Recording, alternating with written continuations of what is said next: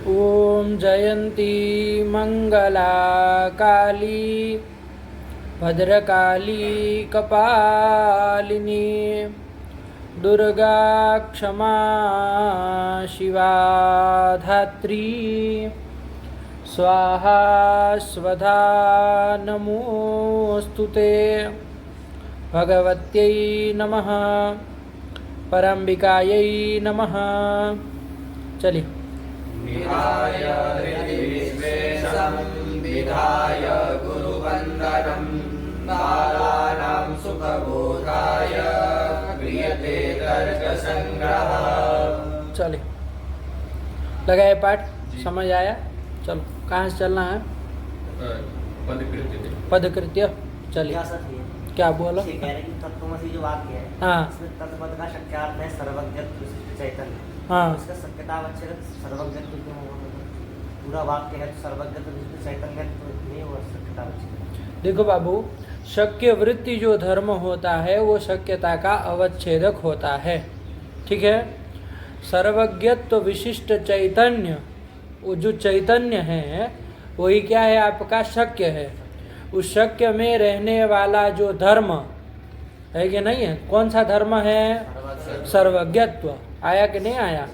वही क्या हो जाएगा? शक्यता का अवच्छेदक हो जाएगा। आया कि नहीं? समझे कि नहीं?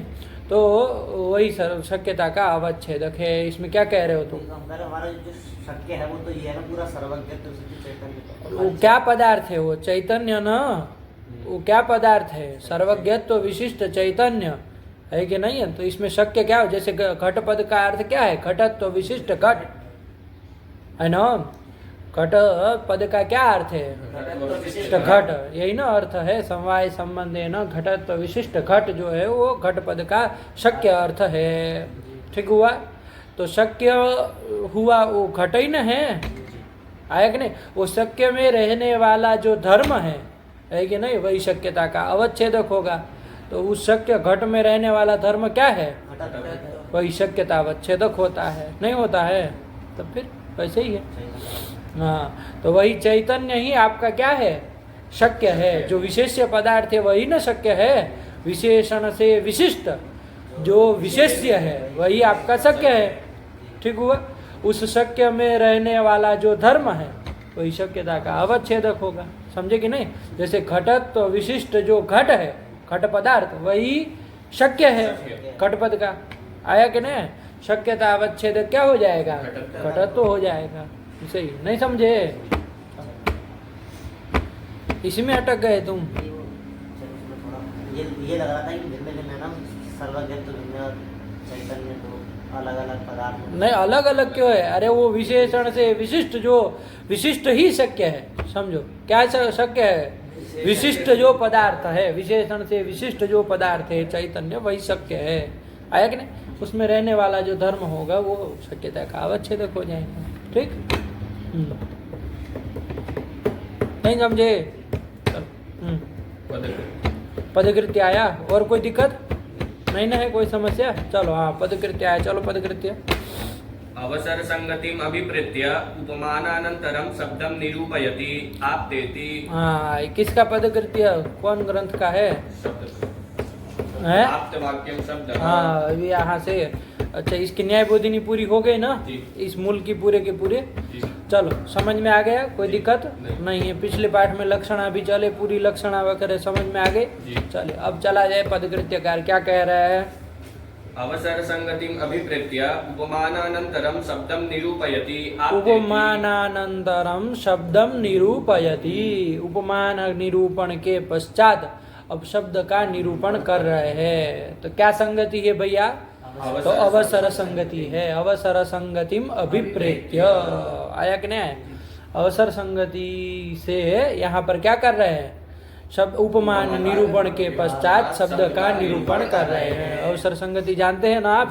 क्या है अवसर संगति?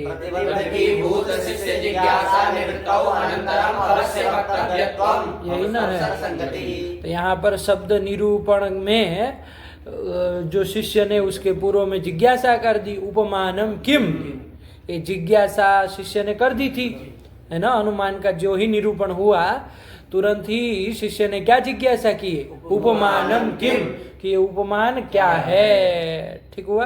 तो ये जब जिज्ञासा कर दी तो हम शब्द का निरूपण नहीं न कर सकते हैं। नहीं। जब जिज्ञासा उसने उपमान विषयणी जिज्ञासा की तो हम शब्द का निरूपण नहीं न कर सकते। तो शब्द निरूपण में प्रतिबंध की भूत शिष्य की जिज्ञासा हुई कि नहीं हुई? शिष्य की जिज्ञासा प्रतिबंध की भूत जिज्ञासा हुई। वो जब हमने उपमान का निरूपण कर दिया तो उस शिष्य की जिज्ञासा के निवृत्ति हो गई कि नहीं हो गए? तो निवृत्ति होने पर अब जो अनंतर अवश्य वक्तव्य कौन है? शब्द, यही ना है। तो अनंतर अवश्य वक्तव्यत्व किस में जाएगा? शब्द में जाएगा। तो ये अवसर संगति जो है इसमें रहेगी। किसमें? शब्द में रहेगी।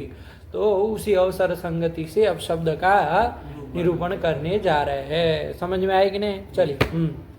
अवसर संगतिम अभिप्रेत्य उपमानानंतरम शब्दम निरूपयति आप्तेति। आप्तेति, आप्तादि ग्रंथ के द्वारा क्या है? आप्तवाक्यम शब्द, इसके द्वारा कर रहे हैं। चलो, मूल तो लग ही गया है ना? आप्तवाक्यम शब्द। चलो क्या कह रहे हैं इनको भी सुन लिया जाए। शब्द इति शब्द प्रमाणम इत्यर्थः। शब्द कहाँ आया?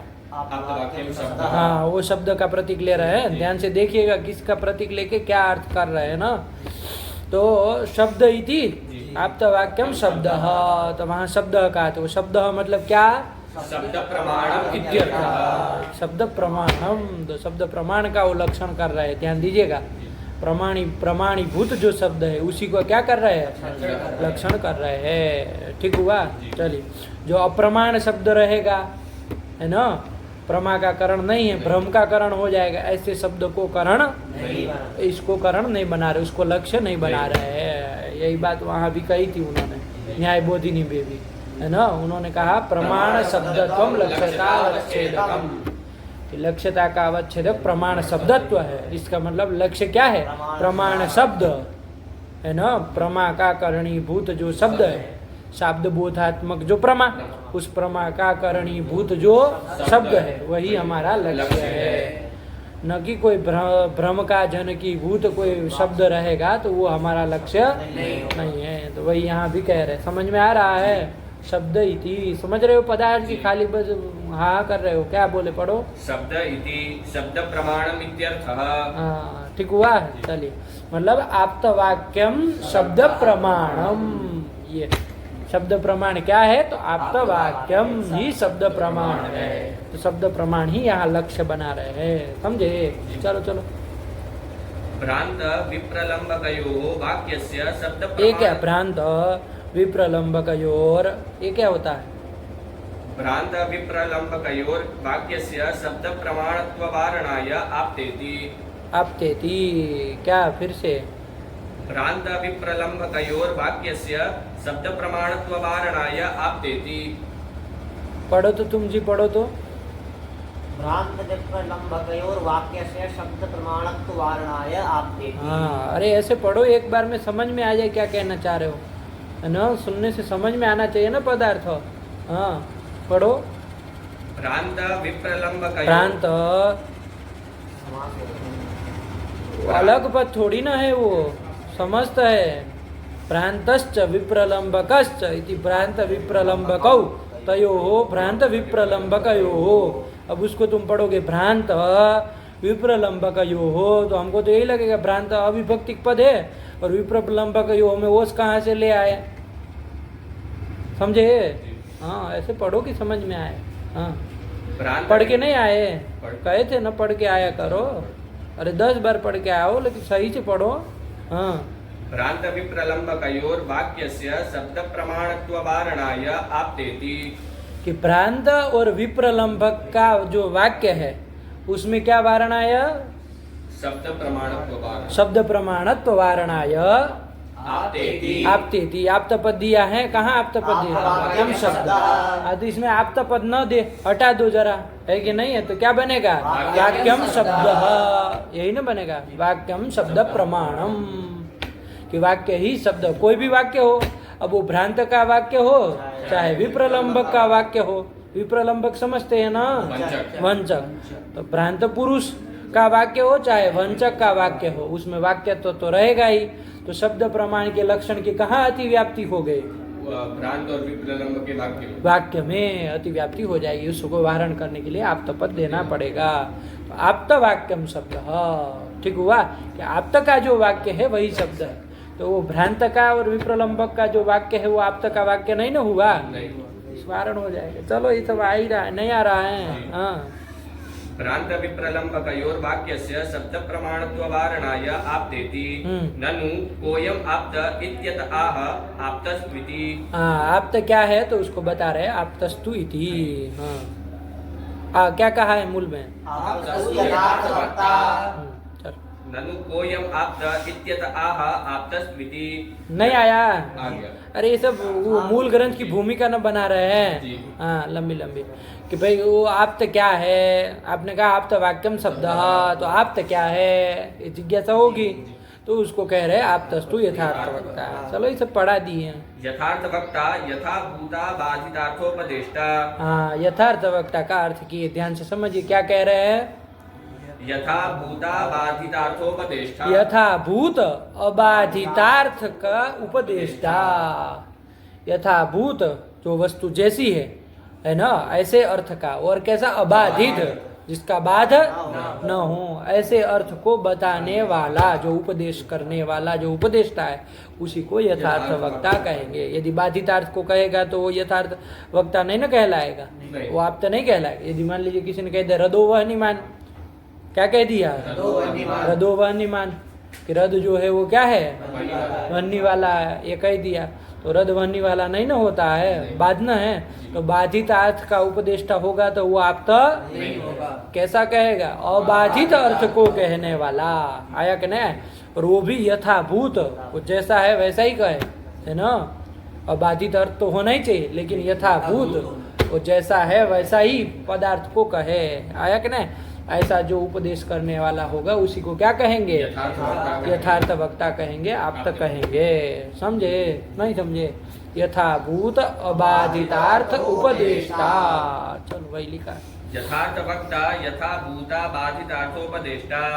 वाक्यम लक्षयति वाक्यमिति। हाँ, वाक्यम लक्षयति वाक्यमिति, वाक्य का लक्षण कर रहे। चलो क्या वाक्यमिति क्या आया मूल में? हाँ, कि वाक्य किसको कहते हैं भैया?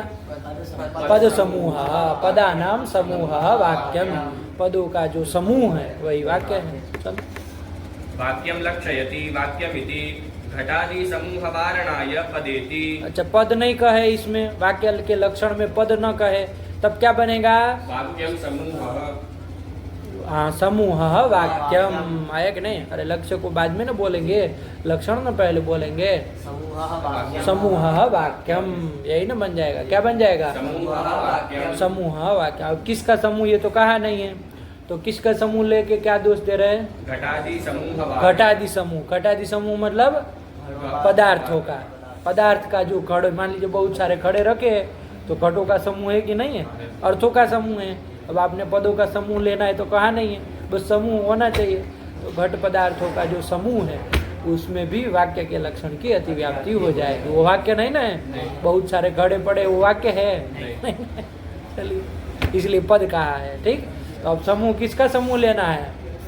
पद का समूह होना चाहिए। तो ये पद का समूह है क्या? नहीं। वो तो अर्थों का समूह है, उसको वाक्य नहीं कहेंगे। चलो चलो, ये सब बच्चों की बात है। घटादि समूह वारणाय पदेति सक्तम इति। हाँ, पदों का समूह होगा तभी उसको क्या कहेंगे? वाक्य कहेंगे। जैसे गाम आनय, घटम आनय इत्यादि जितने भी हुए सब वाक्य कहलाएंगे। ठीक हुआ? चल। सक्तम इति। शक्तम इति, क्या शक्तम? शक्तम। अच्छा, पद का लक्षण किए। पद किसको कहते हैं? तो शक्तम पदम, यही ना कहे। शक्तिमत जो होता है, आया कि नहीं? केन संबंध है ना? संबंध है ना, आया कि नहीं? उसको विस्तार से आपको समझा दिए। यदि पूरा बोलना हो तो वैसे बोलिएगा, है कि नहीं है? वरना निरूपकता संबंधे न शक्ति विशिष्टम पदम शक्तम पदम। आया कि नहीं? चलो। सक्तम इति निरूपकता संबंधेन शक्ति विशिष्टम इत्यर्थः। वही कह रहे हैं, न्याय बोधनिका ने भी यही कहा, लेकिन उसको यदि स्पष्ट करना हो तो इस तरह से बिठाइएगा। आएगा ना? क्या आ रहा है?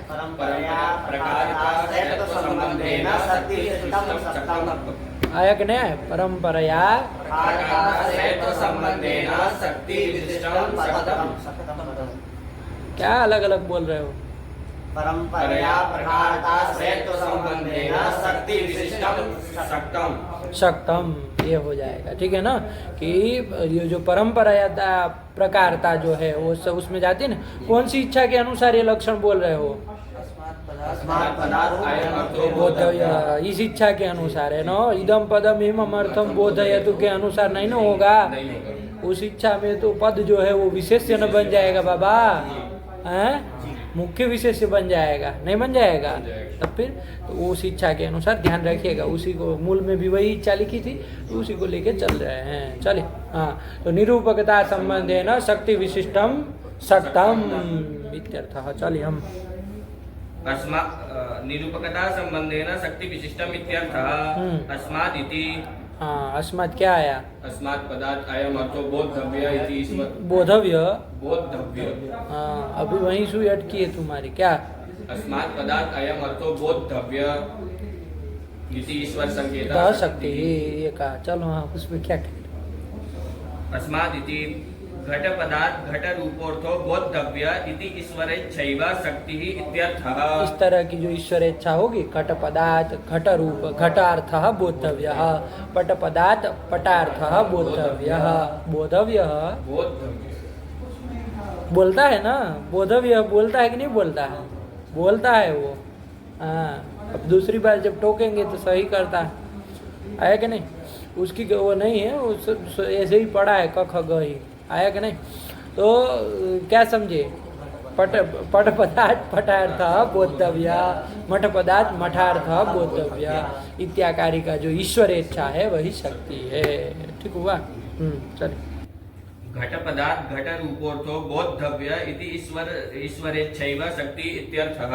हाँ, अर्थ स्मृत्यनुकूल पद पदार्थ संबंधत्वं तल्लक्षणम्। क्या बोले इसके पहले? घट पदार्थ घट रूपोर्थो बोधव्य इति ईश्वरेच्छैव शक्ति हो जाएगा ना। हाँ, ईश्वर इच्छैव शक्ति। चलो। अर्थ स्मृत्यनुकूल पद पदार्थ संबंधत्वं तल्लक्षणम्। तल्लक्षणम किसका लक्षणम? शक्ति का लक्षण कर रहे हैं ना। पहले शक्ति का नहीं बात हुई, ईश्वर इच्छैव शक्ति, वो शक्ति का लक्षण कर रहे। तल्लक्षणम क्या कह रहे हैं? पढ़ो तो। अर्थ स्मृत्यनुकूल पद पदार्थ संबंधत्वम्। अर्थ स्मृति अनुकूल पद पदार्थ संबंधत्वम। ठीक तो है। पद पदार्थ संबंध शक्ति ही आया ना। तो पद पदार्थ संबंधत्वम शक्तिर लक्षणम। लेकिन वो पद पदार्थ का संबंध कैसा संबंध है? अर्थ स्मृति अनुकूल, ये जोड़ दे रहे। अर्थ स्मृति मतलब पदार्थोपस्थिति के अनुकूल। अनुकूल मतलब जनक, पदार्थोपस्थिति का जनक जो पद पदार्थ का संबंध, वही क्या है? शक्ति है। अरे पद पदार्थ का संबंध तो लक्षणा भी तो होती है, हैं? तो शक्ति का लक्षण कर रहे हैं। किसका कर रहे हैं? तल लक्षणम मतलब शक्ति की है, तो तत्पद से उसी को लिया जाए। लेकिन यदि शक्ति को ही लेंगे तो पद पदार्थ का संबंध खाली शक्ति नहीं ना होती है, लक्षणा भी तो होती है। तब फिर इसके आगे लिखा है शक्ति एवं लक्षणार्थ पदवृत्ति। शक्ति एवं लक्षणार्थ पदवृत्ति। क्या क्या क्या लिख रहे हैं? तल्लक्षणम के बाद लिख रहे हैं शक्ति ही इव लक्षणा भी पदवृत्ति कि शक्ति की तरह लक्षणा भी पदवृत्ति है। आयक ने पद पदार्थ का संबंध है। तो वस्तुतः ये लक्षण कहना हो तो किसका कहना चाहिए? शक्ति का भी नहीं, लक्षणा का भी नहीं, वृत्ति का कहना चाहिए। केवल शक्ति का नहीं कहना चाहिए, केवल लक्षणा का भी नहीं, किसका? वृत्ति सामान्य का ये लक्षण होगा। समझ में आ रही बात? वृत्ति का ना लक्षण होगा, आया ना। तो इसका लक्ष्य जो बनाएंगे, इस लक्षण का किसको लक्ष्य बनाएंगे? वृत्ति को बनाएंगे। आया कि नहीं? खाली शक्ति को बनाएंगे तब तो फिर लक्षणा में अतिव्याप्ति कहेंगे। यदि लक्ष्य इसका देखो, आप शक्ति को बनाएंगे तो लक्षणा में अतिव्याप्ति, क्योंकि अर्थ स्मृति अनुकूल पद पदार्थ का संबंध तो वो भी है, लक्षणा भी है, तो उसमें नहीं चला जाएगा, तो अतिव्याप्ति कही हो जाएगी। लक्षणा को यदि लक्ष्य बनाएंगे, शक्ति में अतिव्याप्ति कह देगा आदमी। इसलिए वृत्ति का लक्षण इसको कहो। किसका लक्षण? वृत्ति का लक्षण। और वृत्ति फिर कितने प्रकार की? 2 प्रकार की। तो उस दोनों में जाना ही चाहिए। तो दोनों में जाए तो इष्ट ही हैं। आया कि नहीं? तो वृत्ति का लक्षण इसको कहो। लिखने से ऐसा लग रहा है कि शक्ति का कर रहा है, क्योंकि पूर्व में शक्ति का, लेकिन तत्शब्द बाबू बुद्धिस्थ का भी परामर्शक होता है कि नहीं होता है? पूर्वोक्त का भी परामर्शक होता है, और बुद्धि का बुद्धि का बुद्धिस्ट बुद्धिस्थ का परामर्शक होता है कि नहीं? बुद्धिस्थ का परामर्शक मान करके तत्शब्द से वृत्ति को समझ लिया जाए। आया कि नहीं आया? क्योंकि पूर्वोक्त परामर्शक मानेंगे तब तो तत्शब्द किसको बताएगा? शक्ति को ही बताएगा, तब गड़बड़ा जाएगा इसका। तो बुद्धिस्थ परामर्शक मान करके तत्शब्द से वृत्ति को समझो। तो चलो, तो वृत्तिर लक्षणम बन गया ना? बना लो, क्या लक्षण बन जाएगा? अर्थ स्मृति अनुकूल पद पदार्थ संबंधत्वं वृत्तेर लक्षणम। अर्थ स्मृति अनुकूल, ये समझ में आया कि नहीं? पद पदार्थ का संबंध है वृत्ति, ये तो समझ ही रहे हैं। पद और पदार्थ का संबंध है वृत्ति, लेकिन कैसा है वो पद पदार्थ का संबंध? अर्थ स्मृति अनुकूल। अर्थ मतलब पदार्थ, उसकी स्मृति मतलब उपस्थिति, उसके अनुकूल। पदार्थोपस्थिति का अनुकूल कारणीभूत है, जनक है। कौन? पद पदार्थ का संबंध। वो पद पदार्थ का संबंध यदि नहीं रहेगा, है ना, या तो उसका आपको ज्ञान नहीं होगा, है ना, तो पदार्थोपस्थिति हो पाएगी? पद ज्ञान के अनंतर पदार्थोपस्थिति क्यों होती है? क्योंकि उन दोनों का संबंध है तब ना। पद और पदार्थ का संबंध है तभी ना आपको पद ज्ञान के अनंतर पदार्थोपस्थिति होती है। तो वही पदार्थोपस्थिति अनुकूल। आया कि नहीं? क्या कहे? पदार्थोपस्थिति अनुकूल पद पदार्थ संबंध वृत्ति ही। नहीं आ गया? क्या बोल लोगे? पद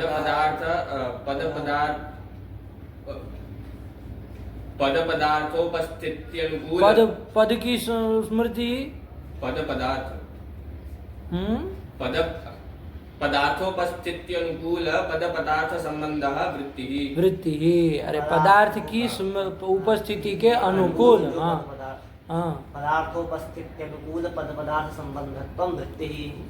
संबंधत्वं वृत्ति ही। संबद्धत्वं वृत्तेर लक्षणम, उसका असाधारण धर्म होगा। आया कि नहीं? हाँ, पदार्थोपस्थिति अनुकूल पद पदार्थ संबंधा वृत्ति। पदार्थोपस्थिति अनुकूल पद पदार्थ संबंधा वृत्ति। नहीं आया? चलिए, बहुत सुंदर लक्षण कर दिया इसका। चल, अर्थ स्मृति अनुकूल पद पदार्थ संबंधत्वं तल्लक्षणम शक्ति ही इव लक्षणापि पदवृत्ति ही। ये भी बता दिए कि भाई शक्ति की तरह लक्षणा भी पदवृत्ति। खाली शक्ति ही पद पदार्थ का संबंध नहीं है, अपितु लक्षणा भी पदवृत्ति ही है, पद का अर्थ के साथ संबंध है।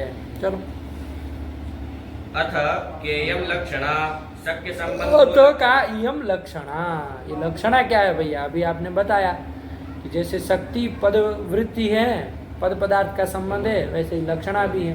तो शक्ति तो हम जान लिए, लक्षणा क्या है मूलकार ने तो बताया नहीं, स्वयं पदकृत्यकार उसको बता रहे हैं लक्षणा क्या है। पढ़ो। अथ केयम लक्षणा शक्य संबंधो लक्षणा। शक्य संबंधो लक्षणा, है ना, स्वशक्य संबंध लक्षणा। उधर मुक्तावली में भी कह दिया लक्षणा शक्य संबंध तात्पर्यानुपपत्तितः। कारिकावली का एक पूर्व अर्धांश है। क्या? लक्षणा शक्य संबंध तात्पर्यानुपपत्तितः, ये कह दिए। लक्षणा क्या है? तो शक्य संबंध, यही लक्षणा है। यहाँ न्यायबोधिनी में भी तो यही बताया, लक्षणा क्या है? शक्य संबंधो वही है, बता रहे हैं। आया कि नहीं?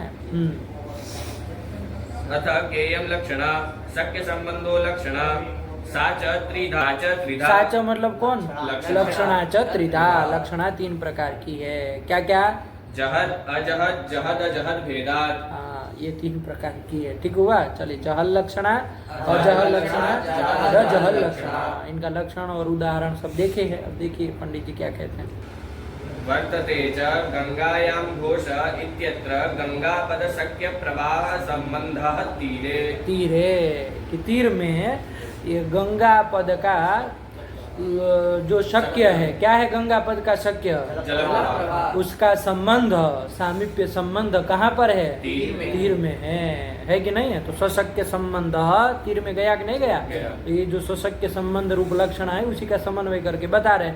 स्वम करके लिया गंगा पद, उसका शक्य हुआ जल प्रवाह उसका संबंध, तीर में, उसका संबंध सामीप्य संबंध चाहे संयोग संबंध कह दो, वो कहाँ पर है? तीर में है। तो इस तरह से ये लक्षणा जो सशक्य संबंध रूपा लक्षणा है उसके द्वारा गंगा पद जो है वो तीर अर्थ का बोध कराएगा, उपस्थिति कराएगा।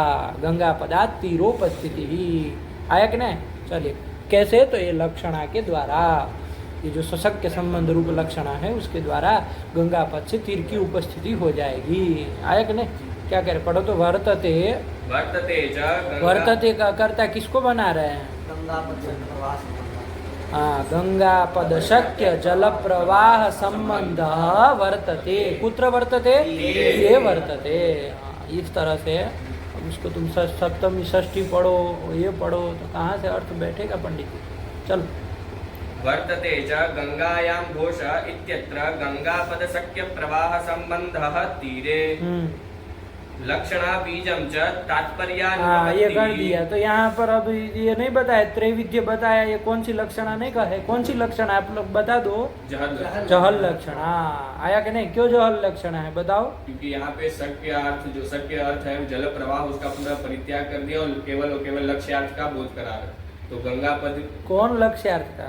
गंगापद जो जल प्रवाह है उसका शक्य अर्थ, उसका परित्याग करके जो उसका लक्ष्यार्थ तीर अर्थ है उसका बोध करा रहे, उसका ही बोध करा रही है ना? तो यहाँ ये लक्षणा के द्वारा हो रहा, तो ये लक्षणा कौन सी लक्षणा?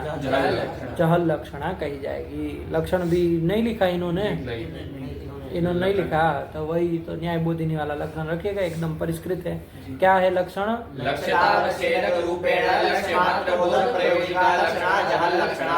यही रखना, ठीक है ना? चल, लिखा नहीं ना है लक्षण? चल कोई बात नहीं। लक्षणा बीजम च तात्पर्यानुपपत्ति। हाँ, लक्षणा का बीज क्या है भैया? है ना? तो वहाँ तो हम बताए, क्या बताए शुरुआत में? तो अन्वयानुपत्ति लक्षणा बीजम, लेकिन कह रहे कि तात्पर्यानुपपत्ति ही लक्षणा बीजम। लक्षणा का बीज यानी कारण क्या है? तात्पर्यानुपपत्ति, तात्पर्य की अनुपपत्ति। तात्पर्य यानी वक्तुर इच्छा, वक्तु इच्छा, वक्ता की जो इच्छा है कि नहीं? क्योंकि वक्ता वाक्य प्रयोग करेगा तो कोई विशेष अर्थ का बोधन की इच्छा से न करेगा, तो वो जो वक्ता की इच्छा है वही क्या है? तात्पर्य है। वो तात्पर्य की यदि अनुपपत्ति होती हो तो वहां पर क्या की जाती है? लक्षणा की जाती है। तो अन्वयानुपत्ति को बीज नहीं मान रहे, किसको कह रहे हैं? हाँ, मुक्तावली में भी इसी को कहा है। क्या कहा है? लक्षणा शक्य संबंध तात्पर्यानुपपत्तितः, तात्पर्यानुपपत्तितः, तात्पर्य की अनुपपत्ति होने से ये लक्षणा की जाती है। आया कि नहीं? तो बीज किसको मान रहे हैं? अनुपपत्ति। आया कि नहीं? और वस्तुतः इसी को मानना उचित है। आया कि नहीं? क्योंकि अन्वयानुपपत्ति को यदि लक्षणा का बीज मानेंगे ना तो बहुत समस्या आएगी। आया कि नहीं? एक समस्या आपको गंगा घोषा में बताई ही, पिछले पाठ में नहीं बताए। यदि अन्वयानुपपत्ति ठीक है हो रही है, गंगा एवं घोषा में नहीं हो रही है, अन्वय की अनुपपत्ति हो रही है ना? कौन अन्वय की? अरे तीर का, ओ गंगा जल, गंगा का शक्य अर्थ है जल प्रवाह, उसका घोष के साथ अन्वय बन पाएगा? तो अन्वय की अनुपपत्ति हो रही है, हो रही है कि नहीं हो रही? तो लक्षणा की, अब उस अन्वय की अनुपपत्ति के लिए जो लक्षणा करेंगे तो गंगा पद की ही क्यों लक्षणा की जाए? घोष पद की लक्षणा कर दो, अन्वय ही तो बनाना है आपको, अन्वय की उपपत्ति हो जाए आपको, तो यही काम है लक्षणा करके। तो वो तो घोष पद की कहाँ लक्षणा कर दे? मीन में लक्षणा कर दे, है ना? तो गंगायाम मीन, गंगा वृत्ति मीन, बोध नहीं हो जाएगा, अन्वय उत्पन्न हो जाएगा। इस तरह से भी कर सकते यदि यही बीज हो तो। आया कि नहीं आया? तो ऐसा तो नहीं होता है कि नहीं? तो इसलिए कहा कि अन्वयानुपपत्ति लक्षणा का बीज नहीं, अभी तो क्या है? तात्पर्यानुपपत्ति ही लक्षणा का बीज है। ठीक है ना? जब ये कहेंगे तो यहाँ पर अब घोष की मीन में लक्षणा करने से काम नहीं चलेगा ना, क्योंकि वक्ता की तात्पर्य की उत्पत्ति कब होगी? जब गंगापद से तीर अर्थ को बताए, तीर वृत्तिर घोष। इसी बोधन की, यही बोध करने की इच्छा से उसने वाक्य प्रयोग किया था, यही वक्ता का तात्पर्य था। है ना, कि यहाँ गंगा एवं घोषा से ये श्रोता क्या समझे, तीरे घोषा तीर वृत्तिर घोषा इत्याकारक बोध इसको हो, इसी अभिप्राय से किया था। तो उसकी उत्पत्ति कब होगी, जब आप गंगा पद की में लक्षणा करेंगे तभी हो पाएगी। आया कि नहीं? यदि घोष की मीन में करेंगे तो अन्वय तो बन जाएगा, लेकिन तात्पर्य की उपपत्ति नहीं होगी। समझे कि नहीं समझे? चलिए, और भी समस्याएं हैं, लेकिन इसीलिए क्या मानना चाहिए, अनुपत्तिर लक्षणा बीजम, यही कहना चाहिए। चलो बता दिए ना। लक्षणा बीजम च तात्पर्यानुपपत्तिः अतएव प्रवाहे घोष तात्पर्यानुपपत्तेः। हाँ, यहाँ पर प्रवाह में घोष का तात्पर्य, घोष का तात्पर्य नहीं ना है, इस तात्पर्य से कि प्रवाह में घोष, इस तात्पर्य से वक्ता ने प्रयोग नहीं ना किया है। क्या तात्पर्य से प्रयोग किया है, तीर वृत्ति घोष इत्याकारक बोधन इच्छाया गंगा एवं घोष वाक्य प्रयोग किया है। तो उस तात्पर्य की यदि आप लक्षणा नहीं करेंगे, शक्य अर्थ ही ले, तो उस तात्पर्य की अनुपत्ति हो रही है कि नहीं हो रही है? हो रही है। तो वही घटाक बता रहे कि क्या, अतएव प्रवाहे घोष तात्पर्यानुपपत्तेः तीरे लक्षणा सेत्स्यति। है ना, तीर में लक्षणा क्यों की गई, क्योंकि तात्पर्य की अनुपपत्ति हो रही है। कैसे? अतएव प्रवाहे घोष तात्पर्यानुपपत्तेः। प्रवाहे घोष तात्पर्यानुपपत्तेः, प्रवाह में घोष का तात्पर्य से ये नहीं ना कहा था, तो उस क्या तात्पर्य से कहा था, इस तात्पर्य से वाक्य प्रयोग किया था वक्ता ने। तो उस तात्पर्य की यदि शक्यार्थी लेंगे तो अनुपपत्ति हो रही है।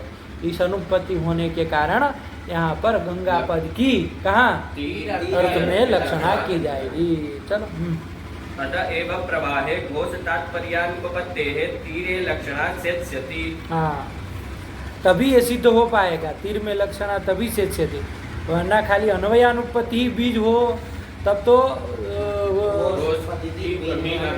भी लक्षणा करके काम चल जाएगा, अन्वय की उत्पत्ति तो हो ही जाएगी, तब फिर ये गंगा पद की तीर में लक्षणा न सेत्स्यति। आया कि नहीं? जब ये तात्पर्य अनुपत्ति को ही आप क्या मानेंगे, लक्षणा का बीज मानेंगे, तभी ये गंगा पद की तीर में लक्षणा हो पाएगी। समझे? सब क्षत्रिणो यान्ति इत्यादो द्वितीया। क्षत्रिणो यान्ति इत्यादो द्वितीया। अच्छा, ये कौन द्वितीया? अजहल लक्षणा। तो जहल लक्षणा का उदाहरण दे दिया, क्या दे दिया, घोषा। यहाँ जो गंगा पद की लक्षणा की गई, तो ये लक्षणा कौन सी लक्षणा है, ये तो बढ़िया से बैठ गया। अब अजहल लक्षणा का उदाहरण दे रहे, क्या दे रहे हैं, क्षत्रिणो यान्ति। क्षत्रिणो यान्ति। हाँ चलो, ये नया दिया। वो न्याय बोधिनिकार क्या दिए थे अजहल लक्षणा का, यहाँ का पद जो है वो दध्युपघातक जितने भी है, काक बीड़ा आदि उनका बोधक है लक्षण। यहाँ तो वो जो लक्षणा है वो लक्षणा, ये कहा था ना। यहाँ पर क्षत्रिणो यान्ति दे रहे। क्षत्रिणो यान्ति क्या है, क्षत्रिणो यान्ति से क्या समझते हो, क्षत्रिण, छत्र वाले, उसको क्या कहेंगे, छत्री कहेंगे। छत्रम अस्ति अस्य सह छत्री, और बहुत होंगे तो छत्रिण यान्ति मतलब गच्छन्ति, छत्रधारी लोग जा रहे हैं।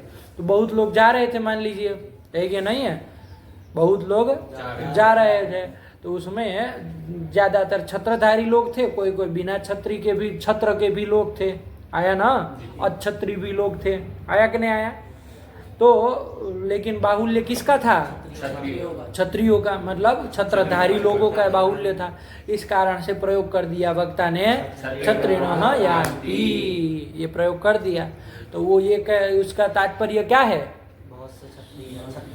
छत्र और छत्र सब जा रहे, यही ना कहना चाह रहे हैं, खाली छत्री लोग जा रहे हैं, इसका तात्पर्य ये नहीं ना है कि छत्रधारी ही जा रहे हैं, छत्र बिना धारण किए हुए लोग नहीं जा रहे, इस तात्पर्य से नहीं ना किया, वो भी जा रहे, उसमें भी तात्पर्य है, उनका भी गमन कर्तृत्व बताना है कि नहीं बताना है। तो कैसे बताएंगे, यदि शक्यार्थी लेंगे तब तो छत्री पद का शक्य अर्थ क्या है, छत्रधारी। अरे छत्री पद का शक्य अर्थ क्या है, हाँ, यान्ति का थोड़ी ना पूछ रहे हैं, छत्री का शक्य अर्थ क्या है, छत्रधारी, यही शक्य अर्थ है। तो यदि उसी को केवल लेंगे तो गमन कर्तृत्व केवल किसमें आएगा? छत्रधारी में। किसमें? छत्री। हाँ, छत्रधारियों में गमन कर्तृत्व यही आएगा। तो वक्ता ने उस तात्पर्य से वाक्य प्रयोग नहीं किया था। उनको तो क्या बताना था? तो वो सब जा रहे हैं, सभी का गमन कर्तृत्व बताना था। सभी का मतलब जो ज्यादा संख्या में जो छत्रधारी है उनका भी, और छत्रधारी नहीं है उनका भी, सभी का गमन कर्तृत्व बताने था। लेकिन प्रयोग ऐसा कर दिया छत्रिणः यान्ति। तो उस यदि शक्य अर्थी लेंगे तो तात्पर्य की अनुपत्ति होगी कि नहीं होगी? होगी। है पंडित जी? होगी। होगी कि नहीं होगी? क्या तात्पर्य की अनुपत्ति होगी?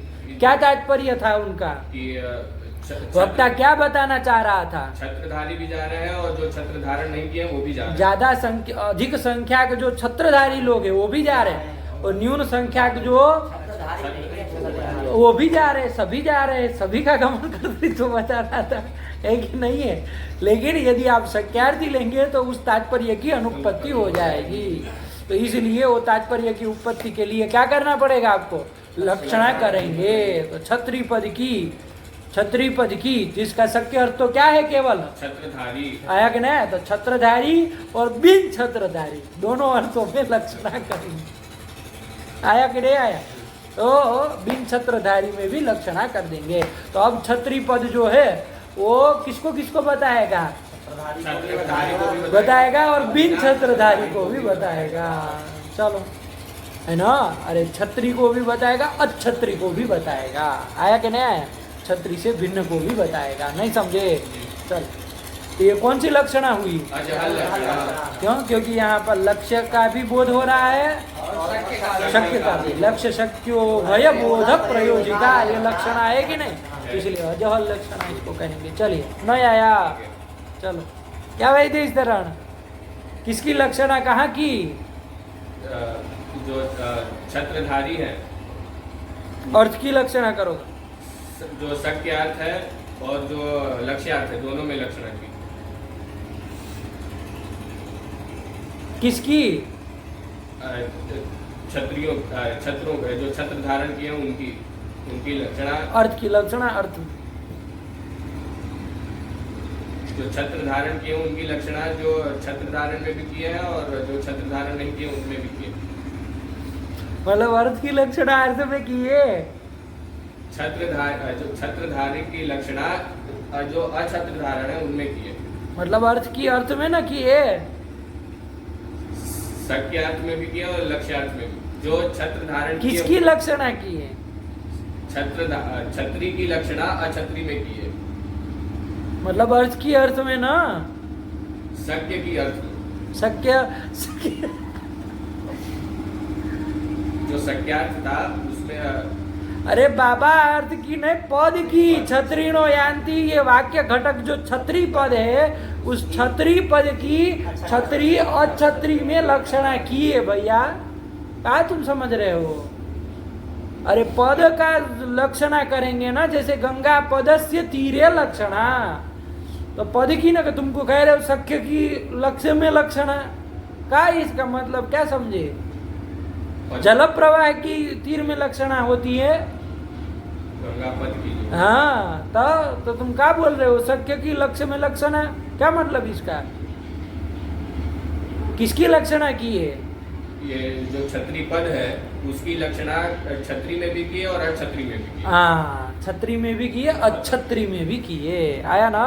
मतलब छत्रधारी अर्थ में और अछत्रधारी अर्थ में किसकी लक्षणा की है? छत्री पद की। हाँ, छत्री पद की। आया कि नहीं आया? चलिए, तो ये लक्ष्य शक्य उभय बोधक हो रहा है कि बोधिका ये लक्षणा है, इसलिए ये अजहल लक्षणा है। चलो, हाँ, ध्यान से समझो पदार्थों को। है नहीं आया समझ में? सब तो आ ही जा रहा है। चलो, छत्रिणो यान्ति इत्यादो द्वितीया यानी अजहल लक्षणा। सोयम अश्व इत्यादो तृतीया। सोयम अश्वः इत्यादो तृतीया। तृतीया यानी जहद लक्षणा। जहद जहल लक्षणा। कहाँ पर कह रहे हैं? सोयम अश्व। सोयम अश्वः। उन्होंने क्या दिया था? न्यायबोधिनी तत्वमसि दिया था। इन्होंने दिया सोयम अश्वः। ठीक हुआ? सोयम अश्वः। अश्व। तो चलो सोयम अश्व क्या है? सह अयम अश्व। ये क्या अर्थ होता है इसका हिंदी में जरा बताओ तो।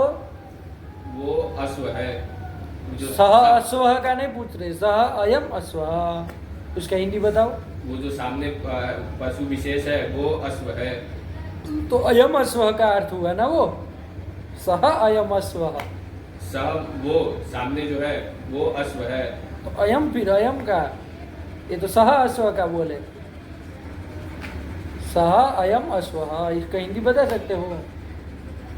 सह मतलब वो और अयम कापो मत, कांपने लगता है। सह मतलब वो सामने जो है वो वही अश्व है। अयम अश्व वही अश्व है। ए? अरे सह, मान लीजिए किसी अश्व को आपने कहीं देखा था, है कि नहीं है? किसी अश्व को आपने मान लीजिए गोदोलिया पे घूमते हुए देखा था, वहां पर खड़ा रखा था, तो देख लिया आप गोदोलिया पे चौराहे पे। अब वही घूमता घामता इधर 80 चौराहे पे आ गया, तो उसको देख के आप कहेंगे ना कि अरे सह अयम अश्व, अरे ये वही अश्व है जो वहां देखा था गोदोलिया में, है ना, थोड़ी देर पहले, ये वही अश्व है। ऐसा यही तात्पर्य से वाक्य होता है ना इस तरह का। तुम खाली या तो तुम जो हिंदी बोल रहे हो या तो सह अश्व का बोल रहे हो या अयम अश्व का बोल रहे हो, दोनों का तो बोले ही नहीं तुम। सह अश्व मतलब वो अश्व ये बोले, फिर बोले कि ये अश्व, तो अयम अश्व का अर्थ बोले, सह अयम अश्व का हिंदी तो बोले ही नहीं तुम। क्या ये जो था वो वही अश्व है, ये वही अश्व है। हाँ, यह वही अश्व है, यही ना है। यह जो पूर्ववर्ती अश्व है वो वही है, सह अयम अश्व, आया ना। चलो, तो इस अभिप्राय से वाक्य प्रयोग किया। यहाँ तत् शब्द का अर्थ, शक्य अर्थ पहले देख लिया जाए, और इदम शब्द का, अयम का शक्य अर्थ देख लिया जाए, आया कि नहीं? तो सह का शक्य अर्थ क्या होगा? अश्व, ठीक है ना। लेकिन कौन सा अश्व? तत्काल विशिष्ट अश्व, तत्काल विशिष्ट जो अश्व है। अरे उस काल में जो वहां देखा था वही ना अश्व। तो तत्काल विशिष्ट जो अश्व है वो किसका अर्थ है? तत्पद का अर्थ है, आया कि नहीं? और इदम पद, अयम का, इदम पद का क्या अर्थ है? अश्व। लेकिन कौन सा अश्व? ये तत्काल विशिष्ट अश्व, आया कि नहीं? उसका तत्पद का अर्थ है तत्काल विशिष्ट अश्व, और इदम पद का अर्थ है अश्व, आया कि नहीं? यहाँ पर कह रहे, ये तो उसका शक्यार्थ है, लेकिन यहाँ पर वो तत्पद की और इदम पद की क्या होगी? लक्षणा होगी। किसमें लक्षणा होगी? तो अश्व में, शुद्ध अश्व में लक्षणा होगी, आया कि नहीं आया? किसमें लक्षणा होगी? शुद्ध अश्व में, है कि नहीं है? मतलब विशेष शक्यता अवच्छेदक। यहाँ पर जरा बताओ तो शक्यता अवच्छेदक क्या होगा? तत्पद का पहले शक्य बताओ क्या होगा? तत्काल विशिष्ट अश्व। इसमें शक्यता अवच्छेदक क्या होगा? तत्व, तत्कालत्व।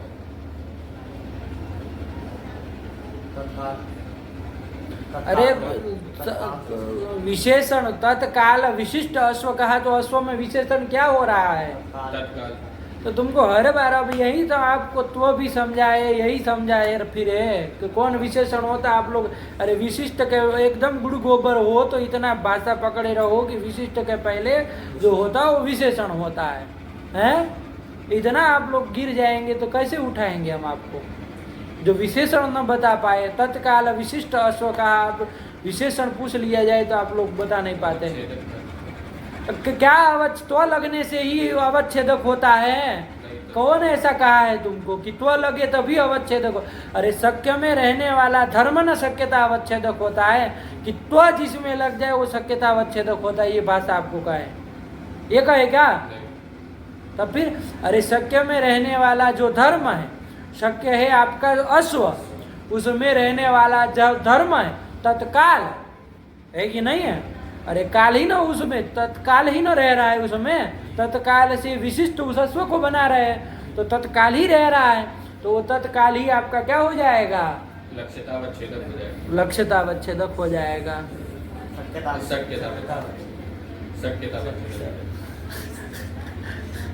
क्या है शक्य तत्पद का? वैदेही शरण शक्य हो जाएगा हमारा अश्व, उसका शक्यता अवच्छेद हो जाएगा तत्काल। शक्य यदि अश्व हुआ तो फिर कैसे काम चलेगा? अरे तत्पद का शक्य अर्थ क्या है भाई? अश्व तत्काल विशिष्ट अश्व। शुद्ध अश्व उसका शक्य अर्थ यदि है तब फिर लक्षणा की जरूरत ही क्या है बगलोल? यदि तत्पद का शुद्ध अश्व ही उसका शक्य अर्थ है तब फिर लक्षणा की कोई गुंजाइश ही नहीं है। तत्पद भी शुद्ध अश्व को बताए, इदम पद भी शुद्ध अश्व को बताए, अभेद हो ही जाएगा। क्या करना है? शुद्ध अश्व का बोध हो ही जाएगा, लक्षणा करने की जरूरत क्या है? तत्काल विशिष्ट अश्व, तत्पद का तत्काल विशिष्ट अश्व। हाँ, ये स का वो जो उस तत् का अर्थ हो जाएगा, तत्पद का अर्थ हो जाएगा। काहे शब्द छोड़ रहे हो? तत्काल विशिष्ट अश्व, ये तत्पद का अर्थ हो जाएगा। कैसा अर्थ? लक्ष्यार्थ ना, शक्यार्थ। शक्यार्थ हो जाएगा। इसमें शक्यता अवच्छेद क्या होगा? तत्काल। तत्काल आया कि नहीं? ऐसे ही इदम पद का बता दो, शक्य अर्थ क्या है? एतत्काल विशिष्ट अश्व, इसमें शक्यता अवच्छेद क्या हो जाएगा? एतत्काल। ये तत्काल, यही ना शक्यता। इस शक्यता अवच्छेद का परित्याग करके यहाँ पर तत्पद और इदम पद ये दोनों केवल और केवल किसको बताएंगे? व्यक्ति मात्र के ही बोधक होंगे। किसके? किस व्यक्ति मात्र के? अश्व। अश्व, ये जो व्यक्ति मात्र है, शुद्ध अश्व है, उसी के बोध कराएंगे। आया कि नहीं? तो तत्पद का भी लक्ष्यार्थ क्या हुआ अभी? अश्व। और इदम पद का भी लक्ष्यार्थ क्या हुआ? अश्व। आया कि नहीं आया? तो शक्यता अवच्छेदक परित्यागे न व्यक्ति मात्र की बोधक यहाँ लक्षणा हुई कि नहीं हुई? तो ये कौन सी लक्षणा कहलाएगी? जहद जहल लक्षणा कहलाएगी। समझे कि नहीं समझे? चलो, यही सोयम अश्व में तृतीया, यही कह रहे हैं। नहीं समझे? हाँ तो पढ़ो। सोयम अश्व इत्यादो तृतीया। तृतीया मतलब जहद जहल लक्षणा। जहद जहल लक्षणा नहीं आया? ये सोयम अश्व, सोयम देवदत्ता, ये सब जगह यही होता है ना? लक्षणा कौन सी लक्षणा होती है? जहद जहल लक्षणा। आया कि नहीं? क्योंकि वहां पर तत्पद का तो सह का सह मतलब वो तत्पद ही है ना, वो तो प्रथमा एक वचन में सह बना है। हाँ, तो तत्पद का अर्थ क्या है? तत्काल विशिष्ट अश्व। अश्व। सोयम देवदत्त रहेगा तो वहाँ तत्पद का क्या अर्थ है? तो तत्काल विशिष्ट देवदत्त को भी घोड़ा बना दिया। तत्काल विशिष्ट देवदत्त। देवदत्त आया कि नहीं? चलो कोई बात नहीं, उसको ध्यान में रख के कह दिए। सोयम देवदत्ता में तत्पद का क्या अर्थ है? तत्काल विशिष्ट देवदत्त। और इदम पद का क्या अर्थ है? तत्काल विशिष्ट देवदत्त। यही ना कहना चाह रहे कि वो जो देवदत्त था वो यही है, वही है। ये जो देवदत्त है वो वही है। मतलब ये तत्काल विशिष्ट ये जो देवदत्त है वो वही देवदत्त है, यही ना कहना जा रहे हैं। तो शक्य अर्थ तो उसका क्या है? तत्पद का और ये तत्पद का। तत्काल विशिष्ट देवदत्त और ये तत्काल विशिष्ट देवदत्त। यहाँ पर ये तत्पद की और इदम पद की, दोनों की किसमें? देवदत्त में व्यक्ति में लक्षणा कर दी जाती है। आया कि नहीं? तो ये कौन सी लक्षणा हुई? आया कि नहीं? चलिए, संबंध यहाँ पे हो जाएगा अभेद संबंध। किसमें? जो हम लोग करें स्वशक्ति संबंध लक्षण। हाँ, ये स्वशक्य संबंध लक्षणा यदि घटाएंगे तो स्वम करके किसको लेंगे? वेद शरण बताएगा। स्वम करके जो तत्पद को लेंगे। तत्पद को लेंगे या तो त्वम पद को लेंगे, दोनों को ले लीजिए, बारी बारी से लीजिए। पहले तत् को ले लीजिए, कोई दिक्कत नहीं। तत् हुआ, स्वम करके तत् लिया, उसका शक्य क्या है? तत्काल विशिष्ट देवदत्त। देवदत्त। आया कि नहीं आया? और उसका संबंध देवदत्त में शुद्ध व्यक्ति में बताना है ना हमको, अभेद हो जाएगा। और क्या हो जाएगा?